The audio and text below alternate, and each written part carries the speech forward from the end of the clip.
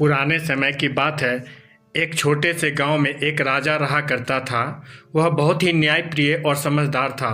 उसके राज्य में लोग खुशहाल और संतुष्ट थे।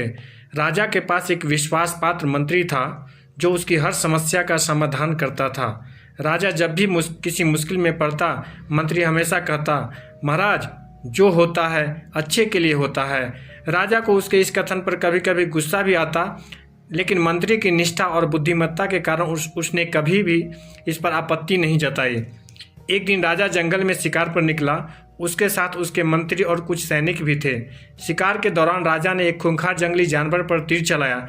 जानवर घायल होकर भागने लगा। राजा ने उसका पीछा किया और अचानक उसका घोड़ा फिसल गया।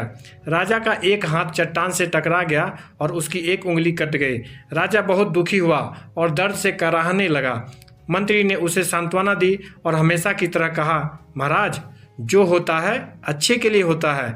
इस बार राजा को बहुत गुस्सा आया। उसने क्रोधित होकर कहा, मेरी उंगली कट गई है और तुम कह रहे हो कि यह अच्छे के लिए हुआ है। तुम यह किस प्रकार की बात कर रहे हो। राजा ने आदेश दिया कि मंत्री को कारागार में डाल दिया जाए। सैनिकों ने मंत्री को जेल में बंद कर दिया। मंत्री ने जाते जाते भी यही कहा, जो होता है अच्छे के लिए होता है। कुछ दिनों बाद राजा ने फिर से शिकार पर जाने का निर्णय लिया। इस बार वह अकेला ही चला गया। जंगल में राजा का सामना एक आदिवासी कबीले से हुआ। यह कबीला अपने देवता को प्रसन्न करने के लिए इंसानी बल चढ़ाता था। उन्होंने राजा को पकड़ लिया और बलि के लिए तैयार करने लगे। राजा बहुत घबराया और अपने जीवन के अंत की कल्पना करने लगा। लेकिन तभी कबीले के मुखिया ने देखा कि राजा की एक उंगली कटी हुई है। उनके नियमों के अनुसार वे किसी भी अपूर्ण व्यक्ति की बलि नहीं चढ़ा सकते थे, इसलिए उन्होंने राजा को छोड़ दिया। राजा ने अपनी जान बचने पर राहत की सांस ली और तुरंत अपने महल की ओर रवाना हो गया। महल पहुंचकर राजा ने तुरंत अपने मंत्री को जेल से रिहा कराया और उससे माफ़ी मांगी। राजा ने मंत्री को पूरी घटना सुनाई और कहा, तुम सही थे। अगर मेरी उंगली न कटी होती तो आज मैं मारा गया होता। यह सचमुच मेरे भले के लिए ही हुआ था। मंत्री मुस्कुराया और बोला, महाराज, मैंने आपसे कहा था कि जो होता है अच्छे के लिए होता है, लेकिन क्या आपने कभी सोचा कि मुझे जेल में बंद करना कैसे आपके भले के लिए था। राजा ने आश्चर्य से पूछा, वह कैसे। मंत्री ने समझाया, अगर आप मुझे जेल में न डलवाते तो मैं भी आपके साथ शिकार पर जाता और जब उन आदिवासियों ने आपको छोड़ दिया होता तो वे मुझे पकड़ लेते और मेरी बलि चढ़ा देते। इसलिए मेरे लिए जेल जाना भी मेरे भले के लिए ही था।